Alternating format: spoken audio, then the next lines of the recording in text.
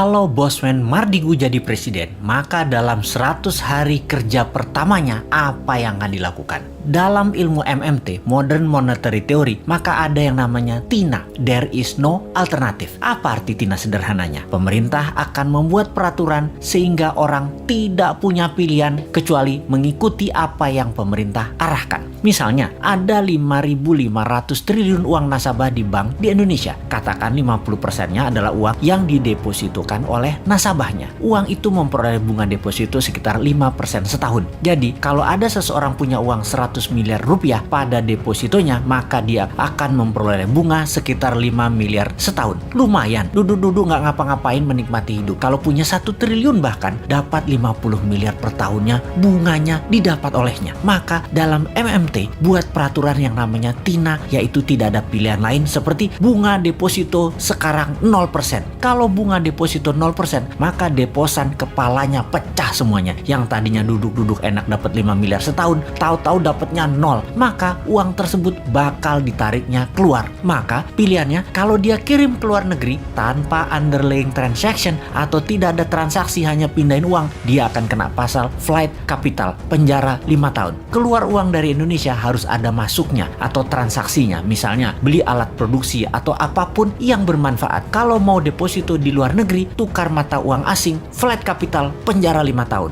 Apa yang terjadi kalau TINA diterbitkan regulasinya? Sementara dari 5.500 triliun, setengahnya adalah deposito yang tidak berbunga. Maka uang tersebut mendadak bisa keluar dari bank dan masuk ke sektor real. Jadi pabrik, jadi hotel, jadi kafe, invest di UKM, dan uang yang 2.000 triliun rupiah itu atau sama dengan APBN mengalir deras ke sektor ekonomi produktif. Ekonomi Indonesia dalam semalam akan berputar. Makanya jangan pilih Bosman jadi presiden.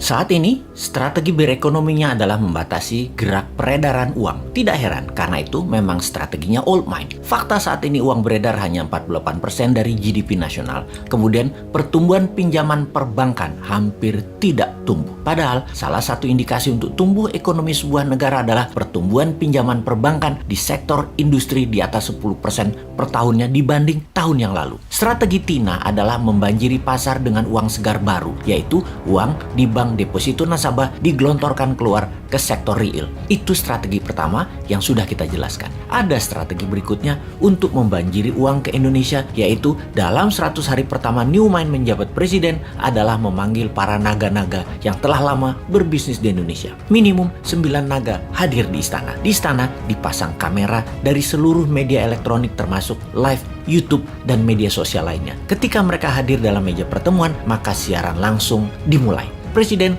akan mengatakan, Pak A, menurut data di kantong saya, Anda dan keluarga yang telah 50 tahun membangun bisnis di Indonesia memiliki uang tunai di negara lain lebih dari 10 billion dolar atau 150 triliun rupiah. Kapan uang itu balik ke Indonesia? Maka si A mengatakan, 24 bulan lagi Pak. Maka Presiden akan mengambil pasportnya dan berkata, tak pinjem pasportmu 2 tahun ya, sampai uangmu masuk balik ke Indonesia. Oke, Pak F, berapa lama uangmu dan keluargamu yang di luar negeri itu akan masuk balik disimpan di Indonesia? Maka F menjawab, wah belum tahu Pak, harus saya hitung dulu. Maka Presiden akan mengatakan, baiklah kalau begitu kita pinjem pasportnya ya. Juga kita belum tahu berapa lama paspor ini kita pinjemnya. Pak B, berapa lama aset tunaimu yang di luar negeri akan balik ke Indonesia? Pak B menjawab, 1 tahun. Baik, 1 tahun pasportmu tak pinjem ya. Kalau mau berobat ke luar negeri, ngapunten loh ya, Anda belum bisa dulu. Berobat di tanah air aja dulu. Atau mau kunjungi anak, saudara, mau tinggal atau jalan-jalan wisata ke luar negeri, belum bisa dulu. Jadi wisatanya di dalam negeri aja, sampai uang di luar negeri balik dulu ke tanah air, nggih. Janji suci kalian ini disaksikan seluruh rakyat Indonesia loh. Anda ini pahlawan ekonomi kalau balikin uang tersebut ke tanah air yang akan membantu ekonomi dalam negeri